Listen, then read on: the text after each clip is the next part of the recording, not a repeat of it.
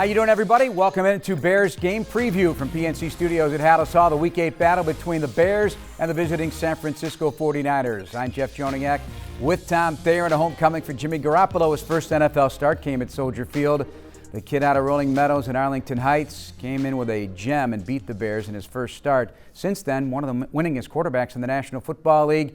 But the 49ers come in with a 4-game slide. The Bears trying to break their 2-game losing streak. We have 2 third-place teams on Halloween. Tom, you gonna dress up? Yeah, I'm going to put on an angry face, though, because I'm angry already at this early part of the week. You're talking about a team that's coming into Soldier Field. They have a 4-game losing streak, and the Bears are 3-point underdogs. It's ridiculous. If that would be the first sign, that would be hung in my team meeting room, because it just shows you the lack of respect that you're getting from the NFL landscape and nationwide. So, boys, bring it. Well, they should be pretty upset as well after wins against Detroit and a nice job against Vegas. The Bears have lost their last 2 games against teams guided by great quarterbacks. A lot of teams lose to those 2 quarterbacks. So the biggest storyline is what Matt Nagy's been preaching and what he's trying to get his guys to do and his staff is to create opportunities and pathways to points. It was the exact question I asked him on Monday night on the Coaches Show. Do you feel you can find pathways to points? And his answer was an unequivocal yes. Well, how does he do it? It's obvious. It's on film. You know, first of all, you have to make everybody as perfect on their assignments. You know, there's a couple plays within the game. If everybody was assignment correct, they would have gotten points out of it. They would have had first downs. They would have had time of possession. Listen, you go back and you watch this tape constructively as a player, there's a lot of improvement you can make just from the evaluation of the tape. All right, so moving the ball and scoring the ball are 2 different things, and the Bears have had difficulties doing both. Yards per play way down, and so is the passing offense and certainly the point totals. If protection and the quarterback, in this case, a rookie quarterback, Justin Fields, also helping his own protection, is that the first place to start? Because the Bears' best thing they're doing right now is running the football. And so can they get that protection long enough to create downfield opportunities? Yeah, but it's going to take a combination of opportunities. You're going to have to still use the athleticism of Justin Fields. Look, it's undeniable this guy moves very well. His downfield accuracy is as good as we've seen here in a long time.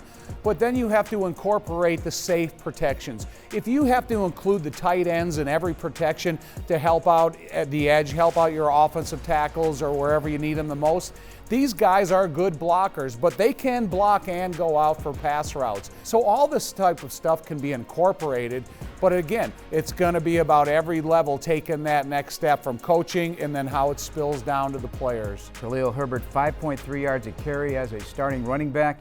He has proven to be a north-south hard guy to put down, 6th-round pick.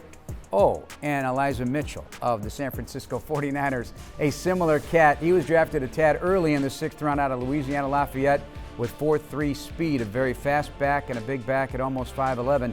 He too is getting an opportunity because of injury. So it's a battle of 2 6th-round running backs in teams that like outside zone runs. And we know Kyle Shanahan likes to run the football. What awaits the Bears defense here? You got to take advantage of what you know is maybe the deficiencies of your opponent, and that's, can you put pressure on Jimmy Garoppolo and make him an avoidance quarterback right off the bat? And then can you affect that running game with a lack of help up front by the offensive line, one of the most dominant blocking tight ends in the league? And all those deficiencies they have, the Bears have to be able to take advantage of them. Yeah, the Bears have given up chunks of yards here in the run game the last couple of weeks, so that's an area that they're going to have to pay attention to again, because the 49ers like to possess the football. They've always been that type of team, control the clock as much as possible. They are 14th in the league in time of possession at just over 30 minutes a game, and that will be a tug-of-war to watch at Soldier Field. All right, now let's flip it to what Justin Fields is looking at defensively. They've got a brand new defensive coordinator, and DeMeco Ryans not that far removed from being a player in the National Football League. I'm sure he incorporated a lot of Robert Saleh's defensive philosophy, and one of them is having a good secondary and being very stingy against the pass, and they are that way again. So it's going to be about making sure you have sustained protection. You're going to be at home. You're going to be in charge of the snap count, and you have to make that part of your weaponry. You want to make sure you keep the defense off balance by Justin in control of what he's seen across the line of scrimmage. 12 sacks this year for the 49ers. Nick Bosa is certainly one of the star players in the league, and on that team he has 5 of those sacks. D. Fordu who's in concussion protocol this week, has 3. They only have 12 overall this year and only 1 interception, a pick 6 by Dre Greenlaw, the linebacker. But they have Eric Armstead and they've got Fred Warner. Fred Warner is their version of Roquan Smith. Tackle man, always all over the field. Some of the best linebackers in the league here this season, right here at Soldier Field. Yeah, Roquan, Fred Warner, they're an impressive group of guys. But when you talk about Bosa, this guy wants to rush the passer. That's what he does. So don't allow him to do that. You have to make it very uncomfortable for him. And when you talk about Jason Peters, he can be physical with Bosa.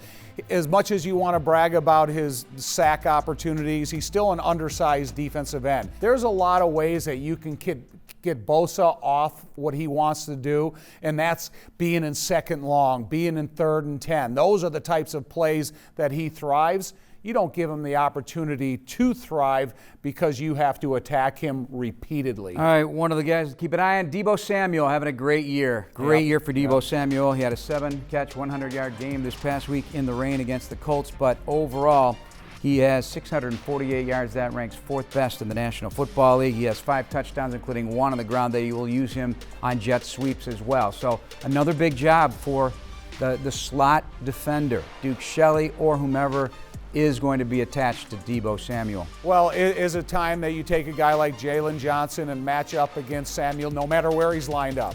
Is that a kind of an experience you want to go with? Because their second leading receiver is not even active, and that's George Kittle. He hasn't been active since week 5, and he's still the second leading receiver on the team. If they don't have multiple receivers going downfield, then you have to focus a lot of your attention and really disrupt the comfort zone of whomever is playing quarterback, and don't let one guy go out there and have a 10-catch day. All right, lastly, I want to talk about Eddie Jackson. Eddie Jackson took the podium this week talking a lot about where they're at, where he's at in terms of his performance, and he feels like they are close, meaning close to being that turnover defense again. There have been opportunities, missed opportunities, positions where they could have had a better chance at an opportunity to turn the ball over, and that is really something that obviously was emphasized before the season got underway. They got to get back to it. It's right there. It's right there. You feel it. The thing for me right now is and everybody keep telling me, just don't press. I'm trying not to press. I want to just continue to play.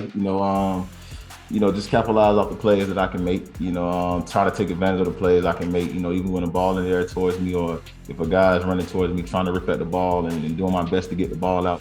Yeah, defensive football is a commitment. You got to be willing to tackle.